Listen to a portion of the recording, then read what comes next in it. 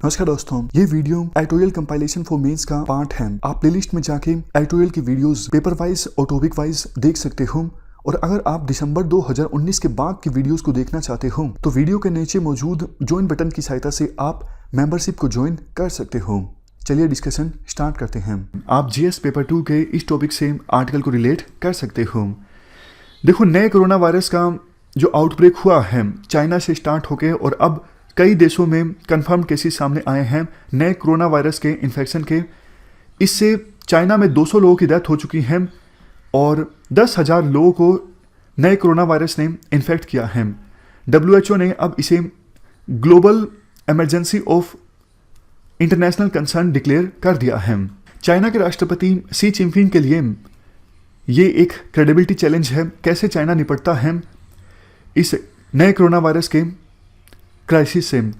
देखो, एपिसेंटर जो है इस नए कोरोना वायरस के इन्फेक्शन का वो है वुहान सिटी। और आयरनी ये है, वुहान सिटी में बहुत सारी बायोटेक एंटरप्राइजेज हैं जो दवाइयाँ बनाती हैं। वुहान सिटी में नए कोरोना वायरस का इन्फेक्शन शायद इसलिए स्टार्ट हुआ क्योंकि वुहान सिटी एक बहुत बड़ी मार्केट है सी फूड की। तो किसी एनिमल में ये वायरस होगा और बाद में एनिमल से ये वायरस इन्फेक्ट हुआ ह्यूमन बींग्स में, यानी जूनोटिक डिजीज़ है। जूनोटिक डिजीज़ वो डिजीज़ होते हैं जो एनिमल से ह्यूमन बींग्स में स्प्रेड होते हैं।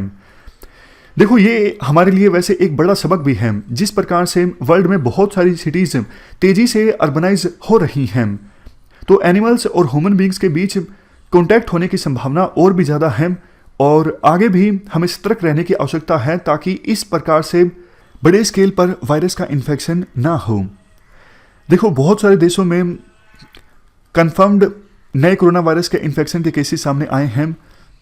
और वैसे तो चाइना का वुहान सिटी और हुबेई प्रोविंस पूरी तरह से बंद कर दिया गया है ताकि ये वायरस दूसरे इलाकों में ना स्प्रेड हो। चाइना से आने जाने वाली जो फ्लाइट्स हैं वो भी अब रुक गई हैं, लेकिन फिर भी 4,000 चाइनीज़ वुहान सिटी के वो अभी भी दूसरे देशों में हैं। क्योंकि देखो, ये जो टाइम था वो टाइम था जब चाइना में फेस्टिवल सीजन होता है। 24 जनवरी से लेकर 31 जनवरी छुट्टियां होती हैं इन दिनों चाइना में। और लोग जो हैं अपनी फैमिली को ज्वाइन करते हैं, छुट्टियों पर जाते हैं। तो इस बीच इस वायरस का आउटब्रेक, कोरोना वायरस का आउटब्रेक बहुत ज़्यादा सिचुएशन को एग्रेवेट कर गया। हमारे लिए चिंता की बात यह है कि नेपाल में एक कंफर्म्ड केस मिला है और नेपाल के साथ हमारा ओपन बॉर्डर है।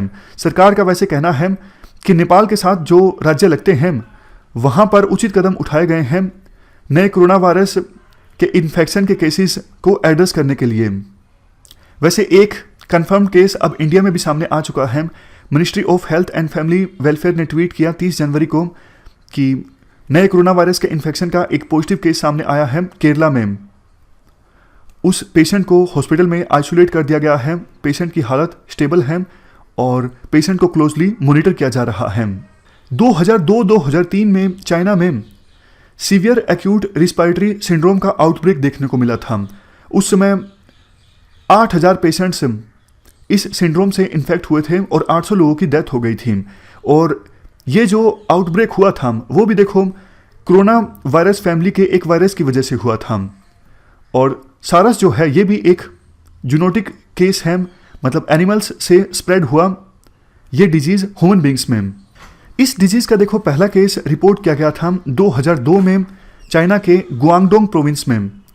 लेकिन WHO को चाइना ने ऑफिशियली इन्फॉर्म किया 3 महीने के बाद, जब तक ये डिजीज़ काफ़ी ज़्यादा फैल चुका था। बाद में चाइना ने इसके लिए माफ़ी भी मांगी कि हमने पहले आपको बताया नहीं इस डिजीज़ के आउटब्रेक के बारे में। लेकिन इस बार ऐसा लगता है चाइना ने उस गलती से सीखा और चाइना जानकारी दे रहा है वर्ल्ड को कोरोना वायरस के आउटब्रेक के बारे में। शायद ऐसा इसलिए क्योंकि अब चाइना की जो रेपुटेशन है वर्ल्ड में काफ़ी ज़्यादा इंक्रीज हो चुकी है। चाइना अब वर्ल्ड में ऐसा नहीं दिखना चाहता कि वो इररिस्पॉन्सिबल है। लेकिन फिर भी ये आने वाले समय में पता लगेगा कि क्या चाइना पूरी तरह से ट्रांसपेरेंट रहा या फिर नहीं रहा। देखो, सारस डिजीज़ का जो आउटब्रेक हुआ था 2002 में, इसकी वजह से 30 से लेके $100 बिलियन तक का नुकसान हुआ लेकिन अभी एक्सपर्ट्स के द्वारा ये कहा जा रहा है कोरोना वायरस के आउटब्रेक की वजह से, जो नया ये कोरोना वायरस के इन्फेक्शन का आउटब्रेक है, इससे इकोनॉमी को बहुत ज़्यादा नुकसान होगा। कुछ लोग तो चाइना के सेंट्रलाइज्ड मॉडल पर भी सवाल उठा रहे हैं। चाइना में देखो, इस वायरस के इन्फेक्शन से निपटने के लिए टॉप डाउन ब्यूरोक्रेटिक अप्रोच को अपनाया गया। होता क्या है, इसमें टॉप लीडर्स डिसीजन लेते हैं क्या किया जाए। अगर देखो डिसेंट्रलाइज्ड मॉडल होता, ग्राउंड लेवल पे जो अथॉरिटीज मौजूद हैं वो जल्दी से टाइमली फैसला लेते, तो शायद अच्छे से नए कोरोना वायरस के इन्फेक्शन से निपटा जा सकता था। चाइना में केरला का एग्जाम्पल दिया जाता है। केरला में देखो निपा वायरस का इन्फेक्शन देखने को मिला।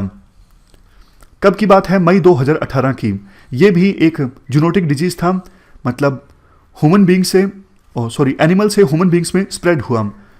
कहा जाता है फ्रूट बैट्स यानी जो चमगादड़ होते हैं उनसे ये डिजीज आया ह्यूमन बींग्स में, और इस निपा वायरस की वजह से 17 लोगों की डेथ इंडिया में हो गई। लेकिन देखो लोकल अथॉरिटीज ने अच्छा काम किया इस डिजीज से निपटने में, क्योंकि हेल्थ जो है वो एक स्टेट सब्जेक्ट है।